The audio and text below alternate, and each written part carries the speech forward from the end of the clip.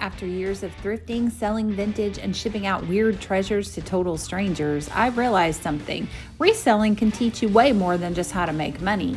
In this video, I'm going to tell you 3 little tips of reselling and how I correlated them with 3 little life lessons. Hey everybody, welcome back, or welcome if it's your first time here. If it is your first time, my name is Eva. I sell vintage on Etsy Marketplace. I have sold in the past on different platforms. Right now, I just focus on Etsy, and I make these videos for fun and entertainment. So thanks for being here. Today, I've got something a little bit fun for you. I've got 3 really simple tips for reselling, things that I've learned over the years that kind of correlate with life lessons, believe it or not. But 3 things that may help you if you are just getting started in reselling, or perhaps you are interested in getting started in reselling. If you are already an old pro at this, then hopefully you'll just find something entertaining in it. But either way, I am so glad that you're here. Stay tuned to the end too, because I do have a little bit of a shopping haul. Tip number 1, don't freak out if you can't figure out the age of an item, and don't worry if you're not sure that it's vintage. All you can do is research it and make your best assumption, and sometimes it's going to be wrong. Always check the back or bottom of an item, because logos, stamps, and dates are sometimes going to hide there. So the very first thing I learned when I started reselling was, oh, look for Japan. If it's made in Japan, it's old, right? Well, that's not always the case. I have picked up items that were actually manufactured in Japan, like vases, and they weren't necessarily vintage. Usually, if your item looks old, you've seen it before, it is kind of a vintage genre, and it says Japan on the bottom, then you can pretty much be sure that it is old. A lot of items have a sticker and a stamp. Homco is very big about having a stamp, and sometimes you're lucky enough it'll still have a gold sticker. A Nesco, Napco, things like that might have a little sticker as well. Not everything is going to survive through the years with their sticker still intact, so you're just going to have to hope that it's marked. If it's not marked, that is when you're going to have to use your Google Lens, so you don't have to have a subscription to that. You can just go to Google and you can click on the little thing that looks like a camera. You can click on that when you look at your item. You can also take a picture of an item, so you can go in there and look for that, and then you can just search for the item that way. It's going to pull up a lot of stuff. Here's the thing, not everything on the internet is true. Okay, it's going to pull up a lot of things that may be already for sale on eBay and Etsy, Mercari, Poshmark. Not all resellers are going to know what something is, and sometimes it's going to be marked wrong. So you do have to dig a little deeper if you're just not sure. With Etsy Marketplace, anything that is 20 years old, you can put in the vintage category, or they're going to automatically put it in the vintage category. So don't get caught up in the whole thing of like, I'm not going to know if something is vintage. To be honest with you, I've accidentally sold stuff in the vintage category that wasn't vintage. But Etsy has so many buyers, they kind of don't see things anyway. I've seen people selling stuff on Etsy that I know was mass produced in China. But Etsy just doesn't catch everything. It can't. That doesn't mean that I am encouraging you to be dishonest. But if you truly don't know the age of the item, sometimes I'll just put, it was made before 2006 from my knowledge. If it's wrong, or someone contacts you and says, hey, that's not vintage, well, then you can change it, or you can take it off. It's all a learning process. Do not be afraid to get started, because you don't know if you are going to be able to determine the age of something. Just like digging deeper to find an item's real value, remember that people also have deeper value than what is found on the surface. Never judge someone before you get to know them. Tip number 2, don't pass up ugly or unusual things, because sometimes the weirdest things sell the fastest. Now, I didn't always do this, but my eye personally is attracted to the weird and unusual. So when I'm thrifting, of course I want the pretty stuff, but I also like the weird and unusual. And in my last video, I showed these cool shell bugs. They are shells that had like brass legs and a head to them. And these actually showed a lot of interest. Now, one sold right away to my friend Hannah. Thank you, Hannah. I'm glad you got your sweet little cricket. I'm gonna show a picture of it so people know what we're talking about. Now, this one we decided is a little bit creepier looking, but I'm pretty sure that there's somebody out there that may like this. Being different isn't a flaw. It's often your best asset. Don't be afraid to be your weird self. You never know who can relate and may need to see you be brave so they can be brave. Tip number 3, photograph your items in natural light because it's going to bring out the true colors of the item that you're trying to take a picture of. Now, that doesn't mean that you have to go outside because it is kind of blaring to try to take a picture when the sun is beating down on you. What it means is you do not have to have a special lighting box. You do not have to have any kind of special lighting when you're very first getting started, as long as you have access to some natural light.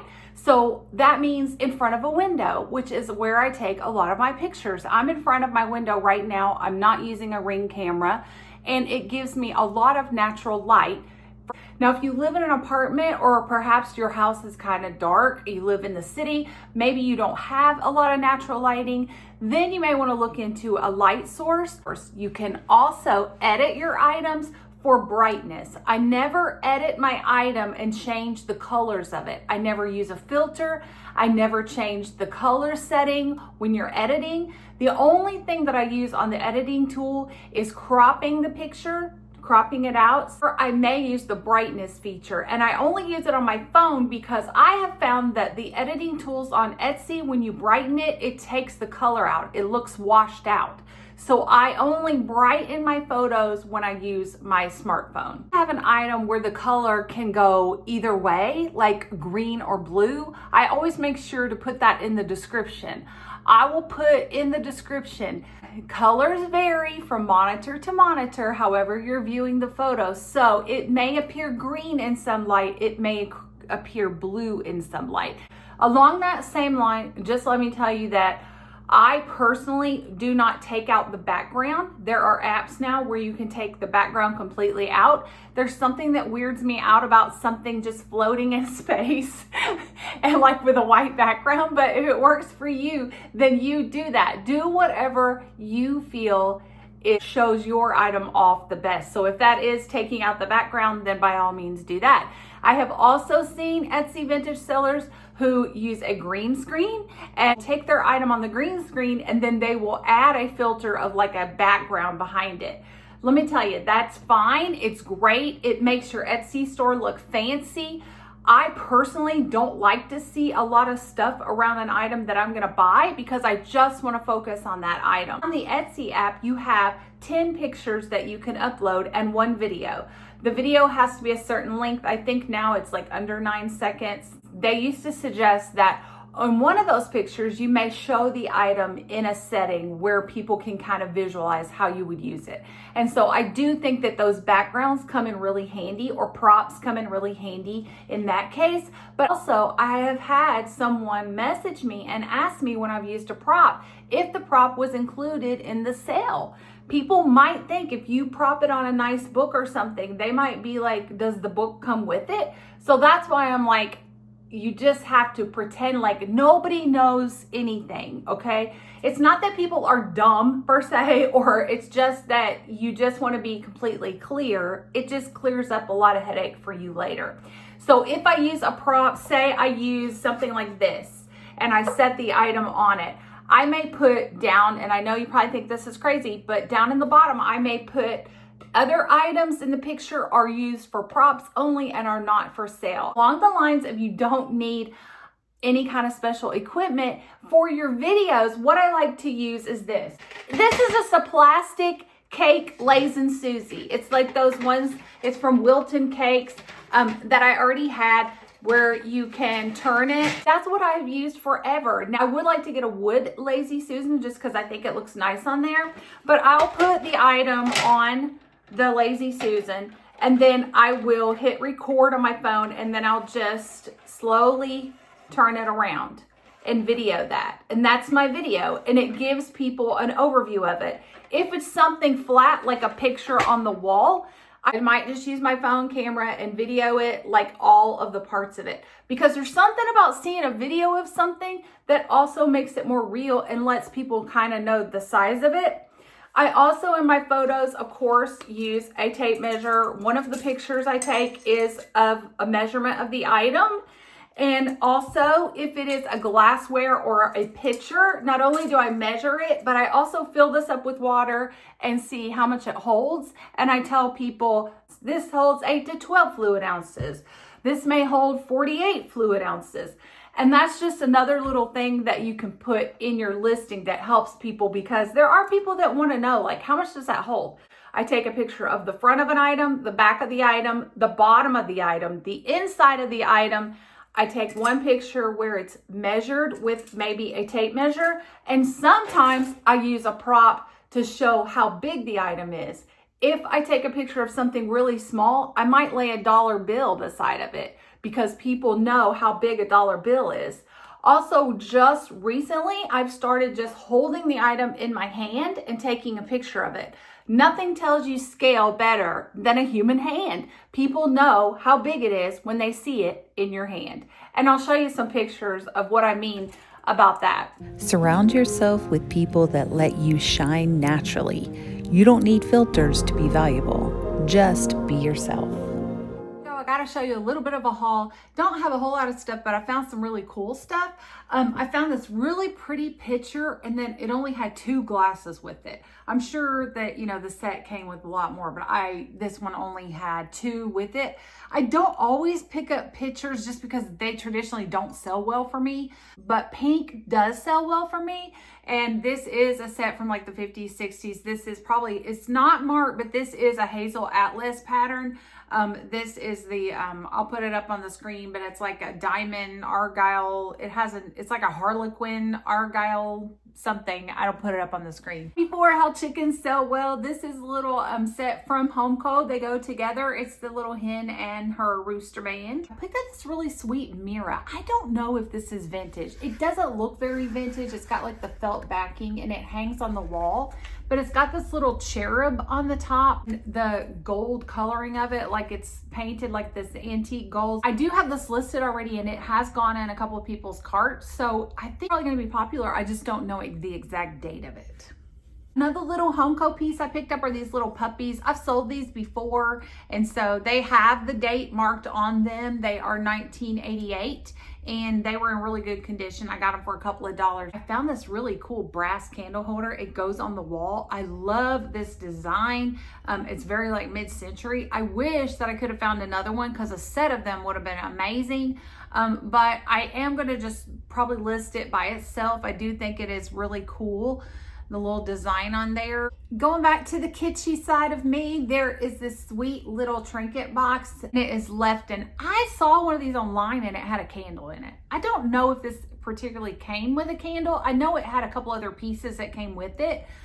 This one has hearts on the top, so you could market it for Valentine's Day or even Christmas because of the red and white. These little plaques, home interior, these were sold, I think, with more than just 2 pieces. I want to say they were 3 or 4 pieces that came with it, but these were in really great condition with no paint loss on there. So I did go ahead and pick them up in case somebody is looking for these. They may have had the full set and need these 2. These are that molded resin, and they will also have the date on the back for you, or it'll say home interior. Found this little set at Goodwill, and I don't know if this is going to be a good seller or not, but it was only a couple of dollars, and you can tell by the box that it's vintage because it says made in Taiwan. They're these cool little Christmas candle holders, like for the holidays, but I like the shape on them. Now, they're not the same, but they're not supposed to be the same. They have jingle bells on them. And then this one has like what looks like little maple leaves. And then this one's a holly leaf. But that is exactly what it is on the box. They have a little bit of age showing on them. But I like that it's like on this curly ribbon. I think that's really cool. So I think these would be really pretty on like a holiday table. And honestly, maybe they both have jingle bells, but you could maybe like use this one for fall because it has the maple leaves, and this one for Christmas, but I say just stick them together. Okay, this next thing's not vintage. You'll know it when you see it. Does everybody know this brand? I bet you do. okay?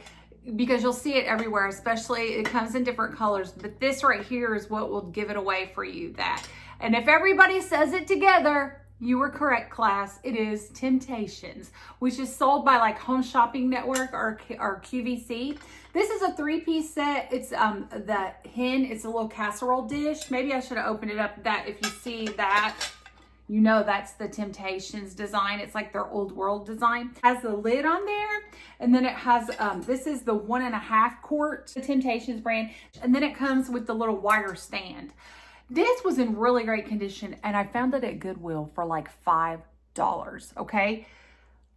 There was a bigger one on the bottom shelf that was the 2 quart, and it was also in great condition, and I wanna say it might've been $6. Now, very unusual for my Goodwill to still have stuff like this on the shelves at a reasonable price.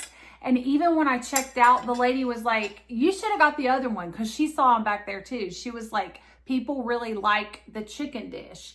And I looked these up online, and there are several that have sold on Etsy. Now, I'm not sure if this is considered vintage, because I'm not exactly sure what year this came out, but they are selling on Etsy for quite a bit of money, like over 60 bucks. Now that may be for the 2 quart. I'd have to check the size on them. These came in different colors. There's like a yellowish gold one, and I want to say there might have been a red one, but I found a few that had sold on Etsy. And so I do think you can list it on Etsy, but I'm not sure of the actual age of it. But I think it's cute, and I think it's desirable. It's just one of those things where I had to get it, because even if I don't sell it, I could use it because it's so cute. And that brings us to the end of the video. So whether you are out there flipping treasures to resell, or you're just trying to make your place in this messy, magical world, get all the information you can, learn, but have fun doing it. I want to thank all of my new subscribers. I want to thank everybody that has been giving me encouragement along the way. I just want you to know how much you mean to me. If you haven't subscribed, I would love it if you would do it, because I will bring some more fun stuff to your way very soon. Until my next time, my pink truck pals, stay curious, stay kind, and thrift on.